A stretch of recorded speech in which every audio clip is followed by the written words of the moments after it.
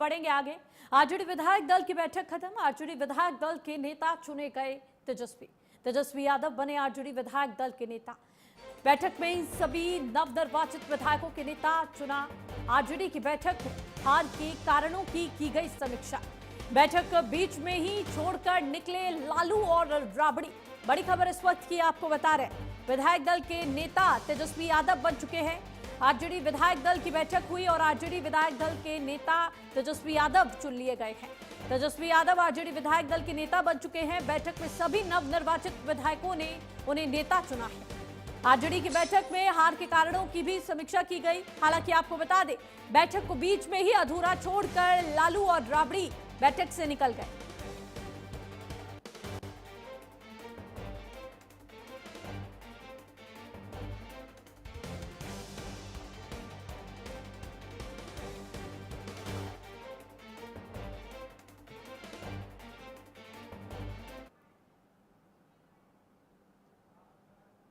उत्तर प्रदेश के मुख्यमंत्री योगी आदित्यनाथ सोमवार को बाबू बनारसी दास यानी बीबीटी विश्वविद्यालय के दीक्षांत समारोह में शामिल हुए।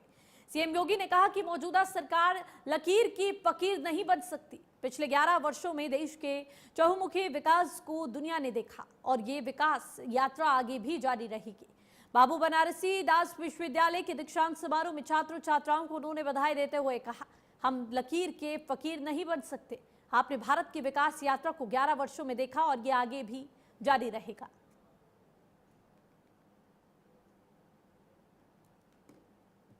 प्रदेश में 5 वर्ष में 50,000 करोड़ का भी निवेश नहीं आ पाता था। उस प्रदेश में हमने 8 वर्ष में 45 लाख करोड़ रुपए से अधिक के निवेश प्रस्ताव को लाने में सफलता प्राप्त की। अनुमान करिए, उत्तर प्रदेश के अंदर थोड़ी भी पहल होती है, जहां चाहा वहां राह, अपने आप रास्ता निकलता है। लोगों को पहले लगता था कि ये केवल टाइम पास करने का एक माध्यम होगा, लेकिन जब उसके परिणाम आने प्रारंभ हुए, जब मोदी जी ने कहा कि हर गरीब के बैंक में अकाउंट होने चाहिए, तो लोगों ने प्रश्न किया कि 15 लाख कहां है। आप याद करिए, जिनकी नकारात्मक दृष्टि होती है वे नकारात्मक स्वर बोलते हैं। भारत की जो विकास यात्रा पिछले 11 वर्षों में देश के अंदर देखने को मिल रही है,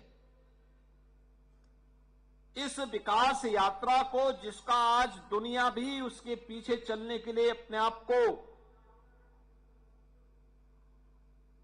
मजबूर करती है कि हां, हमें इसको अंगीकार करना ही होगा। और हर भारतवासी भी जिस पर गौरव की अनुभूति आज के दिन पे कर सकता है, वह सबसे पहले परसेप्शन 14 के पहले और 14 के बाद कितना परिवर्तन देश के अंदर देखने को मिला है। सच्चे मित्र की पहचान कब होती है? जब आपके ऊपर संकट आता है। देश के सामने ऐसे संकट आया और प्रधानमंत्री मोदी जी की लीडरशिप में जब भारत ने ऑपरेशन सिंदूर की घोषणा की, ऑपरेशन सिंदूर में आपने देखा होगा भारत के पराक्रम को, भारत की रक्षा सेनाओं के पराक्रम को, और उस पराक्रम में हमारे सेना के जवानों का साथ, प्रधानमंत्री मोदी जी का मार्गदर्शन और सानिध्य तो था ही।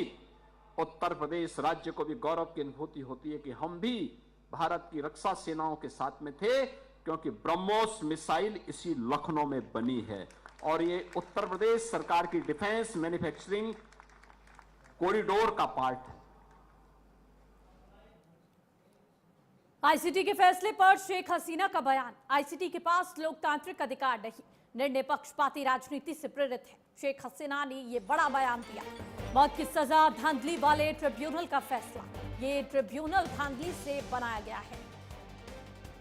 हसीना को फांसी की सजा सुनाई गई। बांग्लादेश की आईसीटी कोर्ट ने हसीना को दोषी माना। मानवता के खिलाफ अपराध मामले में आज उस मामले को लेकर सुनवाई हुई और शेख हसीना को यहां पर सजा सुना दी गई।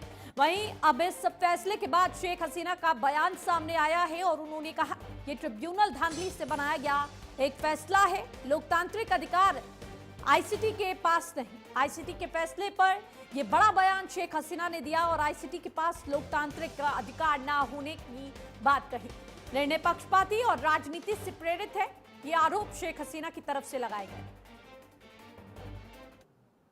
उत्तर प्रदेश की पूर्व कैबिनेट मंत्री आजम खां की मुश्किलें एक बार फिर बढ़ती नजर आ रही है। ऐसा इसलिए क्योंकि एमपी एमएलए कोर्ट ने उन्हें और उनके बेटे अब्दुल्ला आजम को 2 पैन कार्ड मामले में दोषी करार दिया। रामपुर की अदालत ने सपा नेता आजम खां और उनके बेटे पूर्व विधायक अब्दुल्ला आजम खां को 2 पैन कार्ड मामले में दोषी ठहराते हुए 7 साल की कैद की सजा सुनाई है। इसके अलावा दोनों पर 50-50 हजार का जुर्माना भी लगाया गया है। फैसले के बाद दोनों को अदालत ने तुरंत कस्टडी में ले लिया। मामले की सुनवाई के दौरान वादी बीजेपी विधायक आकाश सक्सेना भी कोर्ट में मौजूद रहे। फैसले को देखते हुए कचहरी परिसर में सुरक्षा के कड़े इंतजाम किए गए थे। वहीं अब आजम खां और उनके बेटे की मुश्किलें बढ़ती नजर आ रही है। कई सालों के बाद आजम खां जेल से रिहा हुए थे, लेकिन अब फिर से पैन कार्ड मामले में आजम खां की मुश्किलें बढ़ चुकी हैं। अदालत का फैसला है, क्या कहना है? कोर्ट ने आपको 7 साल की सजा सुनाई है। बेहतर है, गुनाहगार समझा तो सजा सुनाई है।